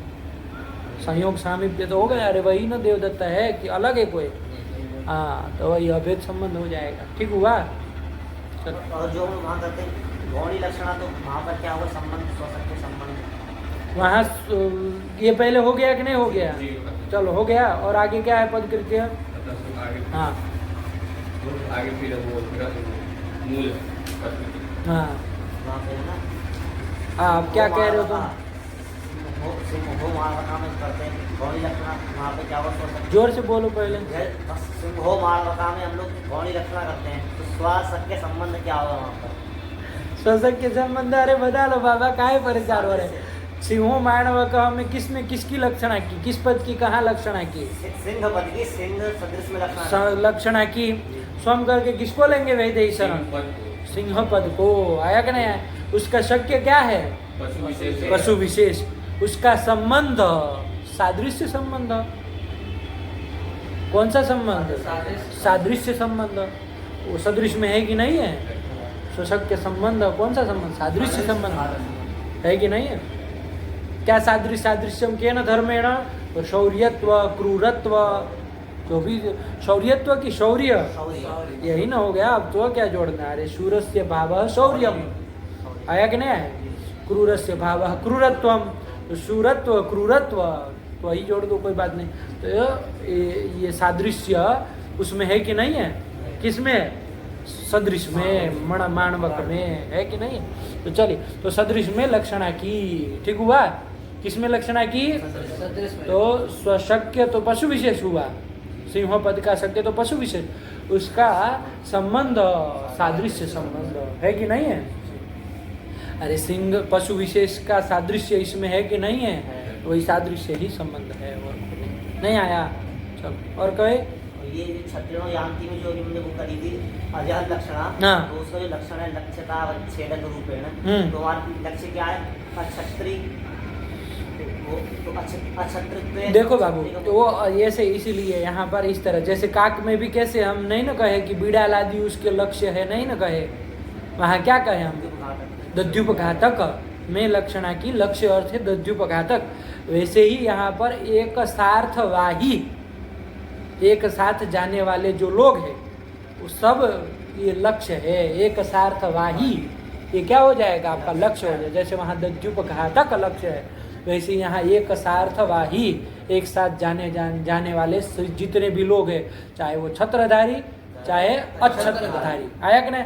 ये सभी क्या है? आपके लक्ष्य है। तो एक सार्थवाही में लक्षण, लक्ष्यतावच्छेदक क्या होगा? वाहित्व, ये लक्ष्यतावच्छेदक होगा। आया कि नहीं? चल, एक सार्थवाहित्व न रूपेण, यहाँ पर जो ये छत्री पद है वो लक्ष्य शक्य दोनों का बोधक है। आया कि नहीं आया? एक सार्थवाहित्व न रूपेण, ये छत्री पद शक्यार्थ को भी बताएगा, लक्ष्यार्थ को भी। शक्यार्थ क्या है? शक्यार्थ छत्रधारी, हाँ, और लक्ष्य अर्थ क्या है? अछत्रधारी। है ना, बिना छत्र धारण किए हुए लोग लक्ष्य अर्थ है, तो दोनों का बोध कराएगा। बैठ गए बात? चल, यही नहीं आया। इसीलिए लक्ष्य, इसमें लक्ष्य, ये मुख्य रूप से सभी लक्षणा में लक्ष्यतावच्छेदक विचार करना चाहिए। लक्ष्यतावच्छेदक क्या है? खास करके अजहल लक्षणा में कि लक्ष्यतावच्छेदक इसमें क्या है। आया कि नहीं? चलिए, विचार किया ही जाता है हर जगह जहाँ पर लक्षणा की जाए तो लक्ष्यतावच्छेदक क्या है ये विचार किया जाता है। आया कि नहीं? चलिए, आ गया ना? और कुछ? बैठ गए? आगे क्या है? चलो चला जाए, हाँ, कि रोका जाए? चल दे, अब पदकृत्य तो आ ही गया ना, कोई उसमें थोड़ी ना है। चलो, क्या है बोलो? चला जाए ना कि रोके? हाँ चलो। आकांक्षा योग्यता समनिदिष्ट वाक्यार्थ ज्ञान हेतु। वाक्यार्थ ज्ञान हेतु, जी, वाक्यार्थ ज्ञान के हेतु ये सब भी है। आया कि नहीं? देखो तो कुल मिला के क्या समझ में आया बाबू? इस शब्द बोध की उत्पत्ति का क्रम भी आप लोगों को अच्छे से बैठ गया। अब आगे दूसरी एक बात करने जा रहे हैं, लेकिन पहले यहाँ के बात बैठ गई ना, इस शब्द बोध होता कैसे है, क्रम समझ में आया कि नहीं आया? इस शब्द बोध का करण मूल कारण ने तो क्या माना? आत्मचरित वाक्य को, है ना, शब्द को उन्होंने क्या माना? करण माना। माना कि नहीं माना? आप तो चरित वाक्य को ही शब्द करण माना शब्द बोध का। लेकिन एक मत आपको बताया ना, वहाँ न्याय बोधिनी में बताया किसको करण माना गया? करण मानना चाहिए, वस्तु तस्तु करके आया था ना। और वस्तु तो उचित भी वही है, हम लोग भी अच्छे से विस्तार से विचार कर लिए, है ना, कि तो करण किसको माना जाए? पद ज्ञान को। क्योंकि बहुत बार ऐसा होता है कि ऐसा आप तो चरित वाक्य नहीं होता है ना, किसी ने लिख करके बता दिया, है ना, किसी ने कोई मौन रखा है तो लिख करके उन्होंने क्या कर दिया, कुछ बात बता दी, तो हमको वो लिपि को देख करके तो वो शब्द का उच्चारण तो वहाँ हुआ नहीं है ना। तो यदि आप तो चरित वाक्य को यदि करण मानेंगे तो वहाँ तो आप तो चरित वाक्य नहीं ना है।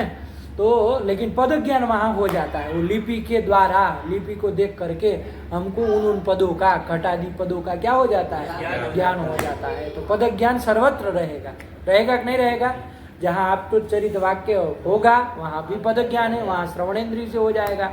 जहाँ पर आप तो चरित वाक्य नहीं है, लिख करके बता दिया, इशारे से कुछ बता दिया, तो पद ज्ञान तो होता ही है ना, चाहे लिपि को देख करके हो जाए चाहे इशारे से हो जाए, पद ज्ञान तो होता ही है। इसलिए सर्वत्र शाब्द बोध में करण किसको माना जाए, पद ज्ञान को करण माना जाए। वहाँ मुक्तावली में कह भी दिए कि ज्ञायमानम पदम न करणम अपितु पद ज्ञानम करणम।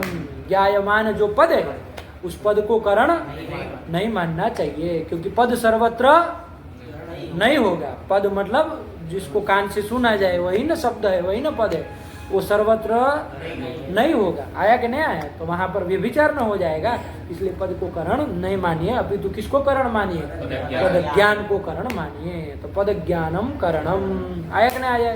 और पद ज्ञान के अनंतर जो पदार्थोपस्थिति है कि नहीं है, वो क्या हो जाएगा, व्यापार हो जाएगा। पदार्थ का स्मरण, जो स्मरणात्मक ज्ञान है वो व्यापार हो जाएगा, और उससे उत्तर क्षण में क्या हो जाएगा, उन पदार्थों का परस्पर में संबंधावगाही एक ज्ञान हो जाएगा। उसको क्या कहेंगे, शाब्द बोध कहेंगे। उसे वो क्या है, फल है। आया कि नहीं आया? वहाँ स्मरण जो हुआ वो शाब्द बोध नहीं है बाबू, पदार्थ का जो स्मरण हुआ वो वहाँ तो पदार्थ विषकलित अलग अलग पड़े हुए है ना, जुड़े नहीं ना है आपस में, वो तो वहाँ पर तो अलग अलग पदार्थ का स्मरण, वो स्मरणात्मक ज्ञान है।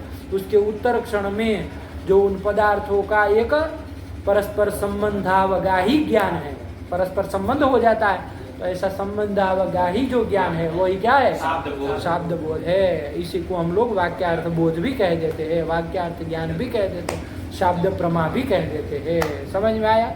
ये फल है। बैठ गई बात। और एक बात और बताई कि ये जो पद ज्ञान के पश्चात जो पदार्थोपस्थिति होती है वो अधीन होती है, वृत्ति ज्ञान कह दीजिए। अब आप पढ़ लिए ना, खाली शक्ति ज्ञान के अधीन नहीं, वृत्ति ज्ञान के अधीन कहो, क्योंकि लक्षणा ज्ञान से भी तो पदार्थोपस्थिति हो जाएगी। गंगायाम घोषा किसी ने वाक्य प्रयोग किया तो वहां पर भी पदार्थोपस्थिति होकर के हमको शाब्द बोध हो जाता है ना। क्या शाब्द बोध हो जाता है? तीर, गंगा पद का तीर, शाब्द बोध क्या हो जाता है? तीर वृत्ति, तीर वृत्ति, तीर में जो घोष है उसका शाब्द बोध होता है। शाब्द बोध क्या हो जाता है? तीर वृत्ति घोष। तीर काप कहाँ जा रहे हो तुम? पदार्थों को समझते नहीं हो, कापने लगता है पूरा। तीर वृत्ति घोष है, ये शाब्द तीर वृत्तिर घोष, यही ना हो जाएगा, ये शाब्द बोध होता है। तो वहाँ शाब्द बोध कैसे हुआ? पहले तो पद ज्ञान हुआ, गंगायाम घोष, गंगा पद का ज्ञान हुआ, घी पद का ज्ञान हुआ, सप्तमी का घोष पद का ज्ञान हुआ, सुपद का ज्ञान हुआ, हुआ कि नहीं हुआ? उन पद ज्ञान के पश्चात वहाँ पदार्थोपस्थिति हुई। तो पदार्थ की उपस्थिति, कौन कौन पदार्थ की उपस्थिति, कौन पद से किस पद की उपस्थिति हो गई बताओ? गंगा पद से घी, अरे गंगा पद से तीर अर्थ की उपस्थिति हो गई, और घी पद से वृत्तित्व की उपस्थिति हो गई, घोष पद से वो झुपड़ी अर्थ की उपस्थिति हो गई। इन सभी पदार्थों की उपस्थिति हो गई कि नहीं हो गई? और वो यहाँ गंगा पद से जो तीर अर्थ की उपस्थिति हुई, ये शक्ति ज्ञानाधीन उपस्थिति हुई, तो लक्षणा ज्ञानाधीन तीन उपस्थिति हुई। तो अब खाली शक्ति ज्ञानाधीन बोलोगे तो कैसे काम चलेगा? समझ में आ रही बात? इसीलिए क्या कहोगे, वृत्ति ज्ञानाधीन। तो वहाँ पर वृत्ति ज्ञान की भी क्या है, उपयोगिता है। तो वहाँ लिख दी शक्ति दी सहकारिणी। तो शक्ति दी मतलब वृत्ति दी सहकारिणी, वृत्ति ज्ञान भी सहकारी कारण है शाब्द बोध में। तो कहाँ पर उसकी उपयोगिता है, कहाँ पर उपयोगिता है?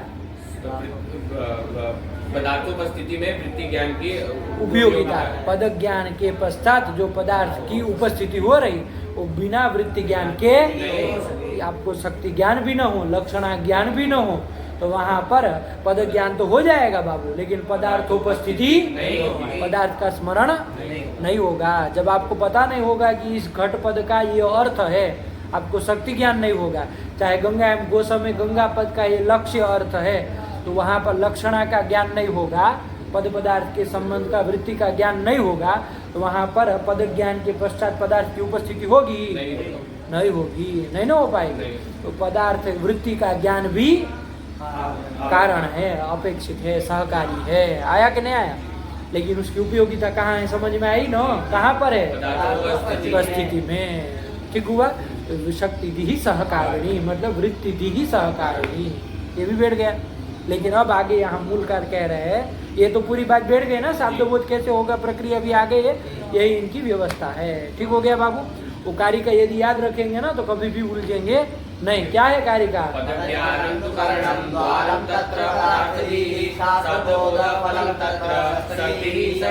सहकारिणी, यही ना है। चलो ये कारिका याद रखेंगे तो पूरा बैठा रहेगा, कोई दिक्कत नहीं। अब क्या कह रहे हैं यहाँ, पढ़ो तो जरा। आकांक्षा योग्यता सन्निधिश्च वाक्यार्थ ज्ञान हेतु। हाँ, कि आकांक्षा योग्यता और सन्निधि ये भी वाक्यार्थ ज्ञान के हेतु है, कारण है। आया कि नहीं आया? मतलब आप जो अभी पद ज्ञान, पदार्थोपस्थिति, शक्ति ज्ञान, वृत्ति ज्ञान, ये सब तो कारण है ही, उसके अलावा भी वाक्यार्थ ज्ञान में कारण कोई है। आया कि नहीं आया? क्या क्या बता रहे उसमें? आकांक्षा, योग्यता और सन्निधि, ये भी वाक्यार्थ ज्ञान में। वाक्यार्थ ज्ञान में मतलब शब्द बोध में, शब्द प्रमा में ये भी कारण है। पद ज्ञान और ये सब तो है ही, लेकिन ये भी कारण है। यदि ये सब नहीं रहेंगे तो पद ज्ञान हो जाए, पदार्थोपस्थिति हो जाए, है ना, लेकिन शब्द बोध नहीं हो पाएगा।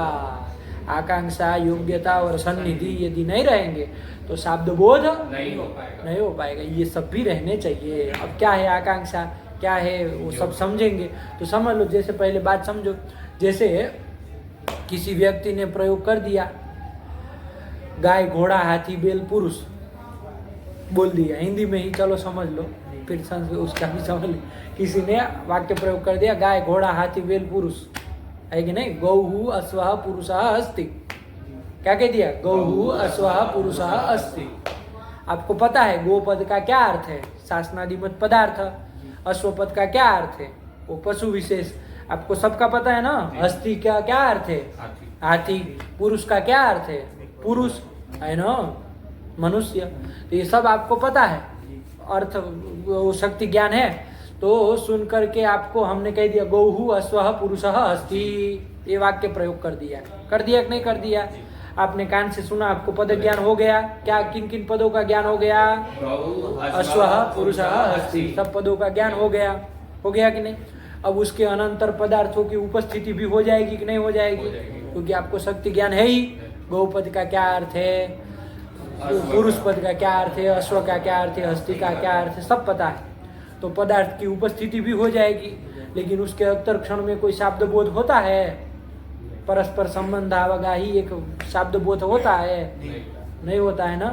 पदार्थ उपस्थिति तो हो गए, पद ज्ञान भी हो गया, सब हो गया, लेकिन शब्द बोध नहीं हुआ। क्यों नहीं हुआ? क्योंकि यहाँ पर आकांक्षा नहीं है। यहाँ पर परस्पर पदों को, गौ पद की अश्व को आकांक्षा नहीं है, अश्व को गौ पद की आकांक्षा नहीं है, निराकांक्ष पद है सब। क्या है? आया कि नहीं आया? साकांक्ष पद होने चाहिए, आकांक्षा होनी चाहिए। आया कि नहीं आया? ठीक हुआ? जैसे घटम आनय कहते हैं, तो यहाँ घटम को आनय की आकांक्षा है, आनय को घटम की आकांक्षा है। हम आपको कहेंगे घटम तो आप कहेंगे ना क्या घटम, घट को क्या करे, फोड़ दे कि क्या करे? तो आनय की आकांक्षा है कि नहीं है? कि घट को लाओ। आया कि नहीं आया? तो घटम को आनय की आकांक्षा है। आनय हम आपको करते रहेंगे कि भैया आनय ले आओ, तो आप कहेंगे ना, क्या कहेंगे, क्या ले आए? घटम की आकांक्षा होती है कि नहीं होती? तो घटम आनय, तो यहाँ परस्पर दोनों क्या है? साकांक्षा है। तो आकांक्षा वाले, तो आकांक्षा भी होनी चाहिए। ठीक है ना? तभी क्या होता है? शब्द बोध हो पाएगा। यदि आकांक्षा नहीं रहेगी, जैसे गौहु अश्वः पुरुषः अस्ति, ये कह दिया, इसको कोई आकांक्षा है? परस्पर में कोई, यदि ये कह दिया जाए एते गच्छन्ति, इस तरह से कुछ कह दिया जाए, ये सब जा रहे हैं, तब तो सब साकांक्ष हो जाएंगे और फिर मजे से शब्द बोध भी हो जाएगा। नहीं हो जाएगा कि ये सब प्राणी जो भी है, पशु प्राणी मनुष्य, वो सब जा रहे हैं, शब्द बोध भी हो जाएगा। लेकिन यदि निराकांक्ष पद रहेंगे, गौ अश्वः पुरुषः अस्ति, वाक्य कह दिया, तो इससे कोई शब्द बोध होता है? वाक्यार्थ बोध नहीं होता है। क्यों नहीं हुआ? क्योंकि निराकांक्ष, यहाँ आकांक्षा आकांक्षायाः अभावात् न वाक्यार्थ ज्ञानम, वाक्यार्थ ज्ञान नहीं होता है। आकांक्षा भी वाक्यार्थ ज्ञान में हेतु है। समझ में आई कि नहीं आई? वाक्यार्थ ज्ञान में आकांक्षा भी हेतु है, कारण है, होनी चाहिए। आया कि नहीं? जैसे घटम मानय, गाम मानय इत्यादि सब जगह आकांक्षा है कि नहीं है? है कि नहीं है? अरे आपने कहा गाम, कर्म कहा तो कर्म को क्रिया की आकांक्षा होती, क्रिया को कर्म की आकांक्षा। जैसे देवदत्त गच्छति, तो देवदत्त कर्तृवाचक पद है, कर्ता को क्रिया की आकांक्षा होगी, क्रिया को कर्ता की आकांक्षा होगी। तो ये सब साकांक्ष पद होते हैं, आकांक्षा सहित पद होते हैं। तो वहाँ तो शब्द बोध हो जाएगा, तो आकांक्षा भी जहाँ रहेगी वहाँ क्या होगा? शब्द बोध होगा। आकांक्षा यदि नहीं रहेगी शब्द बोध नहीं होता है। तो क्या समझ में आया? इस शब्द बोध में, वाक्यार्थ ज्ञान में आकांक्षा भी हेतु कारण है। आया कि नहीं आया? बात बैठी कि नहीं आई? चलिए फिर दूसरा क्या बोला? योग्यता। योग्यता भी बाबू वाक्यार्थ ज्ञान में हेतु है कि नहीं? योग्यता मतलब क्या बाबू? है कि नहीं है? योग्यता मतलब क्या? अर्थाबाधो योग्यता, बताएंगे अभी। अर्थ का अबाध मतलब बाधा भाव, बाध न होना, यही योग्यता है। अर्थ का बाध नहीं होना चाहिए। मान लीजिए हमने कह दिया है कि नहीं है कि देवदत्त वह्निना सिंचती, क्या कह दिया? वह्निना सिंचती, वह तो इससे कोई शब्द बोध होगा? अरे वह्निना सिंचती मतलब सेक कर रहा है। आया कि नहीं आया? तो वो वह्नि से सेक कर, वह्नि से सेक होता है? वह्नि से, अरे जलने से, जल से न सिंचन होगा।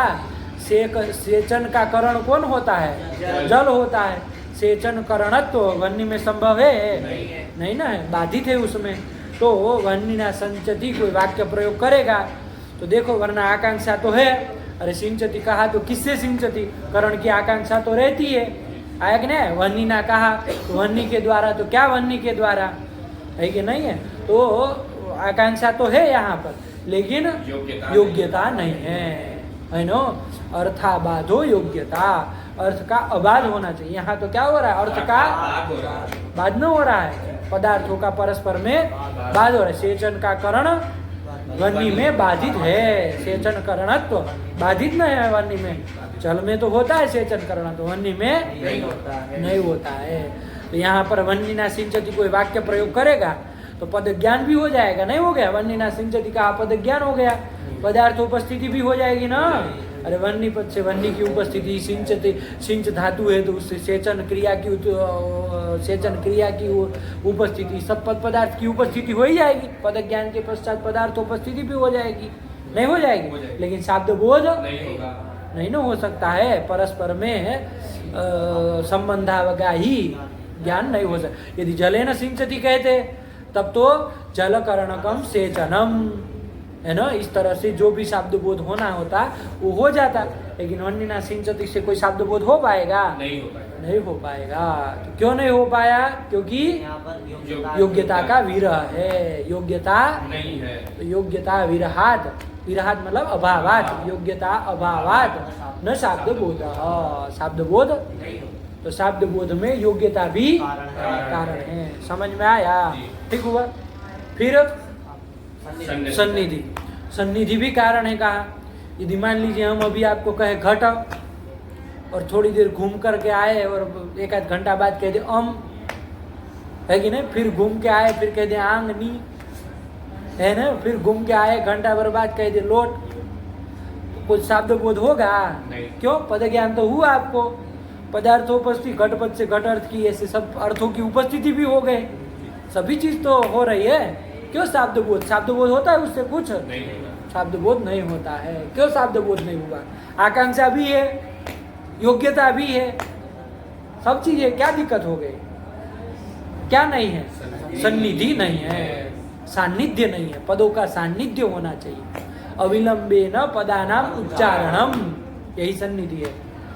बिना विलंब किए पदों का उच्चारण है कि नहीं, यही सन्निधि है। तो यहाँ तो विलंब से न किया गया, घंटे घंटे भर बात बोल रहे हैं। अरे 5 मिनट क्या, इधर आप ग्रंथ पढ़ता है लड़का तो बहुत बार नहीं टोकते, खाली 1 सेकंड का सांस ले लेता है तो शब्द बोध नहीं ना पंक्ति समझ में आए, बताओ। अरे खाली 2-3 सेकंड खाली वहाँ बीच में रुक जाता है कहीं बोल के, फिर आगे का बोलता है तो शब्द बोध क्यों नहीं हुआ? सन्निधि नहीं हुआ। आपके अनुभव की बात है, सान्निध्य नहीं है, पदों का सान्निध्य नहीं है, सन्निधि नहीं है। तो सन्निधि भी वाक्यार्थ बोध में कारण है। समझ में आ गए? पहले समझ लो, फिर पंक्ति तो लगाते ही रहेंगे। तो वाक्यार्थ खाली पद ज्ञान होने से, शक्ति ज्ञान होने से और शक्ति ज्ञानाधीन पदार्थ उपस्थिति होने से काम नहीं चलेगा। ये सब भी चाहिए, आया कि नहीं? वाक्यार्थ ज्ञान में ये सब भी हेतु है। कौन कौन पढ़ो अब? आकांक्षा योग्यता सन्निधिश्च वाक्यार्थ ज्ञान हेतु। वाक्यार्थ ज्ञाने हेतु, आया कि नहीं आया? वाक्यार्थ ज्ञान में ये सब भी हेतु है। कौन कौन बताए? आकांक्षा योग्यता सन्निधि, आया ना? अब क्रम से एक एक को बताएंगे, आकांक्षा क्या है, योग्यता क्या है, सन्निधि क्या है। चलो बात समझ में आ गई ना? पहले पदार्थ तो समझे रहो कि ये हेतु है। चलो हाँ, आकांक्षा योग्यता सन्निधिश्च वाक्यार्थ ज्ञाने हेतु पदस्य पदांतर व्यतिरेक प्रयुक्तान्वयानुभावकत्वम् आकांक्षा। आकांक्षा है ना, पंक्ति याद कर लीजिएगा तो बैठ जाएगा। तबीयत खराब है क्या तुम्हारी? क्या हो गया? चल क्या बोले? पदस्य पदांतर व्यतिरेक प्रयुक्तान्वयानुभावकत्वम् आकांक्षा। पदस्य पदांतर व्यतिरेक प्रयुक्तान्वयानुभावकत्वम्। अब लंबा चौड़ा लिख दिया, समझो इसको, है कि नहीं? जैसे घटम आनय यदि कहा जाए तब तो आपको बोध हो जाएगा घट कर्मकम आनय, आया कि नहीं? यदि इसमें हम घटम न कहें, खाली आनय कहे तो वो घट कर्मकम आनय ये बोध हो पाएगा क्या? नहीं हो पाएगा। घट पद के बिना आनय पद जो है वो शब्द बोध नहीं करा पाएगा। इस तरह का जो शब्द बोध, क्या शब्द बोध? घट कर्मकम आनयनम कार्यम, इस तरह का ये जो विशिष्ट शब्द बोध है, क्या शब्द बोध? ये बोध आनय पद केवल करा पाएगा क्या? नहीं करा पाएगा। यदि केवल घटम कहे, आनय न कहे तो घटम पद केवल ये बोध करा पाएगा क्या? नहीं करा पाएगा, नहीं करा पाएगा। इससे क्या पता चला कि यहाँ पर आकांक्षा है ना? दोनों पदों की परस्पर में आकांक्षा है। अब घटाओ, क्या कह रहे? पदस्य पदांतर व्यतिरेक प्रयुक्त अन्वयानुभावकत्वम। अन्वयानुभावकत्वम, अन्वयानुभावकत्वम मतलब शब्द बोधाजनकत्वम। अन्वय का अननुभाव, अनुभावक मतलब जनक, अननुभावक मतलब अजनक। अन्वय का अन्वय बोधानुभावक, शब्द बोध का अजनक हो जो पद है ना, तो वहां पर क्या कहलाएगी? आकांक्षा कहलाएगी, आया कि नहीं? लेकिन कब? पदांतर व्यतिरेक प्रयुक्त अन्वयानुभावकत्वम। ध्यान से एक बार पंक्ति बोलो तो फिर समझाए, क्या कहे? पदस्य पदांतर व्यतिरेक प्रयुक्तान्वयानुभावकत्वम् आकांक्षा, यही आकांक्षा है, ठीक है ना? कोई एक पद का, पदस्य है ना, कोई एक पद का, जैसे घटम पद कह दो, है कि नहीं? घटम रख लो अभी, चाहे आनय कह दो, तो कोई एक पद का पदांतर व्यतिरेक प्रयुक्त, पदांतर मतलब समझते हैं अन्य पद, जैसे एक पद करके तो आपने लिया घट पद, है ना? किसी वक्ता ने घटम इतना कह दिया, है कि नहीं? तो एक पद हुआ घटम, ये पद हो गया। इसके पदांतर कौन हो जाएगा? आनय, मान लीजिए पदांतर। उसका व्यतिरेक, व्यतिरेक मतलब अभाव, उसका यदि अभाव रहेगा, पदांतर का, आनय पद का अभाव रहेगा, तो वहां पर घट पद जो है वो उस शब्द बोध का, अन्वय का अनुभावक हो पाएगा क्या? नहीं ना हो पाएगा। अन्वयानुभावकत्व तो उसमें है कि नहीं है? आया कि नहीं? क्यों अन्वय क्यों नहीं करा पा रहा है? क्योंकि आनय पद का अभाव है, व्यतिरेक है। आनय पद के अभाव के कारण क्या हो रहा है? वो पद जो है, घट पद जो है वो अन्वय का अननुभावक हो रहा है। हो रहा है कि नहीं हो रहा है? कोई एक पद दूसरे पद के अभाव के कारण अन्वय का क्या हो रहा है? अननुभावक हो रहा है, शब्द बोध का जनक नहीं हो रहा है, शब्द बोध को पैदा नहीं करा पा रहा। तो वहाँ पर ये अननुभावकत्व जो है उस पद का अननुभावकत्व है, यही आकांक्षा है। शब्द बोध को पैदा न करा पाना दूसरे पद के बिना, वही उसकी क्या है, आकांक्षा है। आया कि नहीं? मान लीजिए आनय पद केवल कहे, खाली क्या कहे, आनय ही कहे, घटम न कहे, तो वहां पर उस पदांतर घट पदांतर के बिना वो शब्द बोध का जनक होगा क्या? वो नहीं होगा। तो अननुभावकत्व तो उसमें आ गया कि नहीं आ गया? आकांक्षा उसमें आ गई, आ गए कि नहीं आ गए? तो यही आकांक्षा है। एक पद के बिना दूसरे पद के बिना एक पद का अन्वयानुभावकत्व, प्रथम पद का अन्वयानुभावकत्व जो है ना, वही क्या है, आकांक्षा है। अन्वय को उत्पन्न न करा पाना, यही उसकी आकांक्षा है। यदि उसके बिना भी वो करा दिया शब्द बोध, तो उसको मतलब उसको उसकी आकांक्षा नहीं है। आया कि नहीं? यही ना हो गया, ठीक हुआ। अरे जिस पद के बिना यदि कोई पद, एक दूसरे पद के बिना यदि कोई एक पद है वो शब्द बोध पैदा करा दे, है ना, तो वहां पर वो परस्पर में आकांक्षा है, ऐसा नहीं ना कहा जाएगा। तो वही कह रहे, पदस्य प्रयुक्तान्वयानुभावकत्वम आकांक्षा।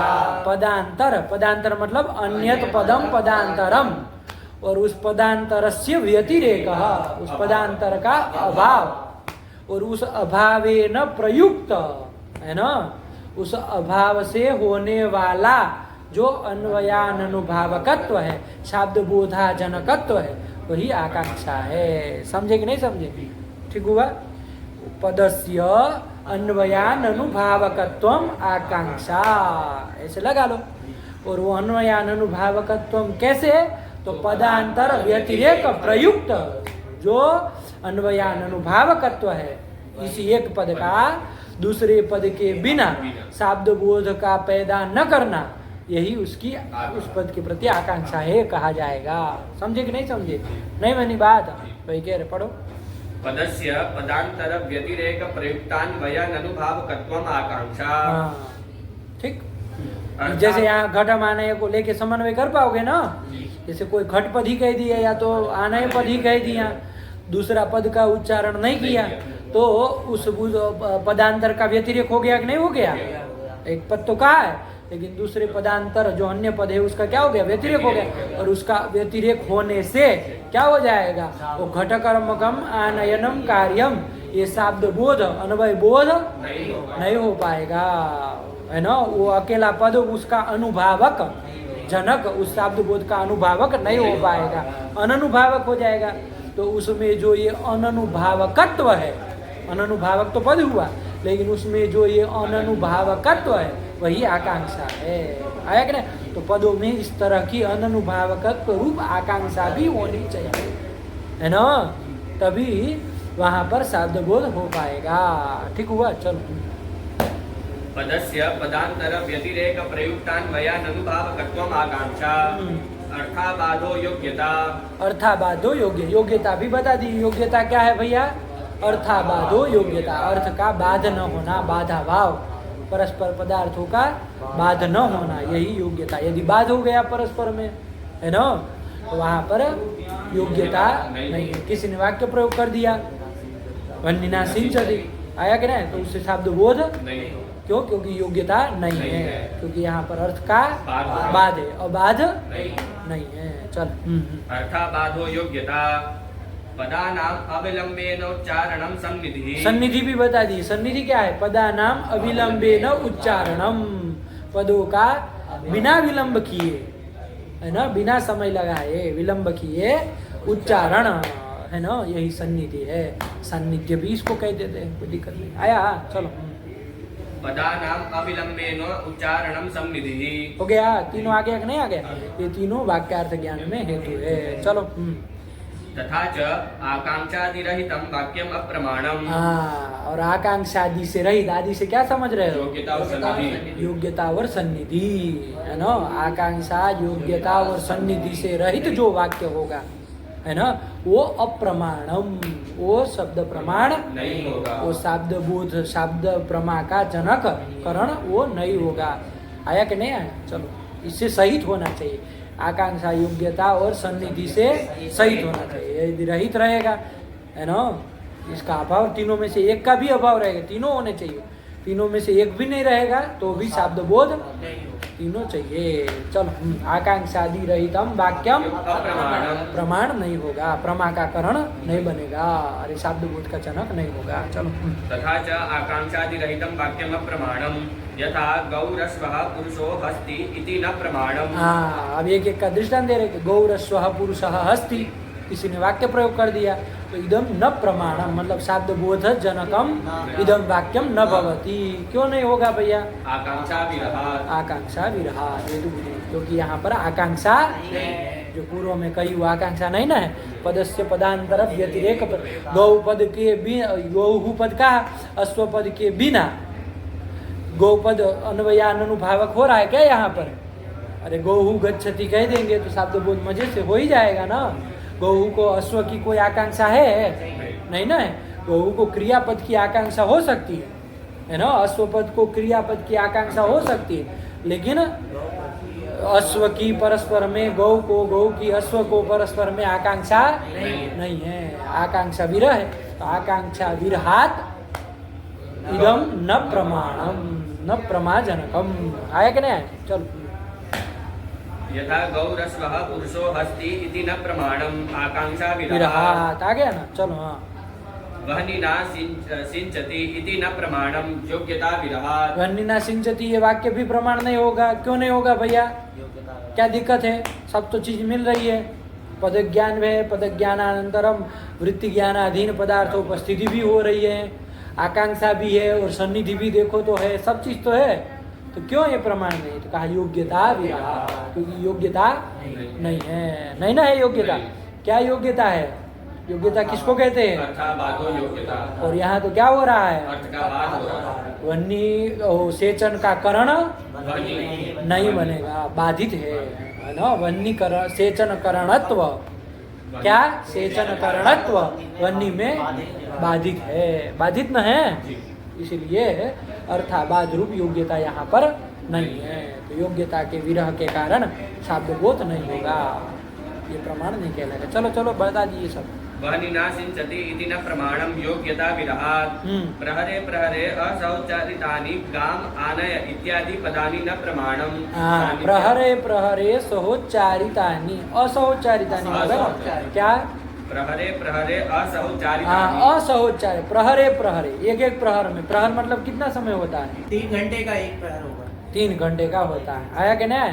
तो प्रहरे प्रहर, एक एक प्रहर में एक एक शब्द का, हमको वहाँ उसमें तात्पर्य नहीं है प्रहर प्रहर से। अरे 5 मिनट भी देरी कर देंगे तो हो चुका काम, है ना। अरे क्या थोड़ी 10 सेकेंड भी रुक जाए, घट बोल के थोड़ी देर रुक हम कहेगा तो कोई शब्द बोध होने वाला होगा क्या? लेकिन एक समझाने के लिए इन्होंने पकड़ लिया कि प्रहरे प्रहरे असहोच्चारितानि, है ना। असह मतलब साथ में उच्चरित नहीं, असह उच्चरितानि, एक एक प्रहर में उच्चारित। एक 3 घंटे पहले कहा घट, 3 घंटे बाद कहा अम, फिर 3 घंटे बाद कहा आनी, फिर कहा लोट।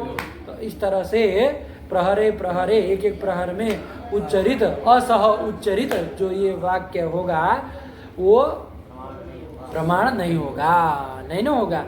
इति न प्रमाणम, क्यों न प्रमाणम भैया? सान्निध्याभावात्, सान्निध्य नहीं है, सन्निधि नहीं है, सन्निधि विरहात्, वही लिखा है, नहीं आया?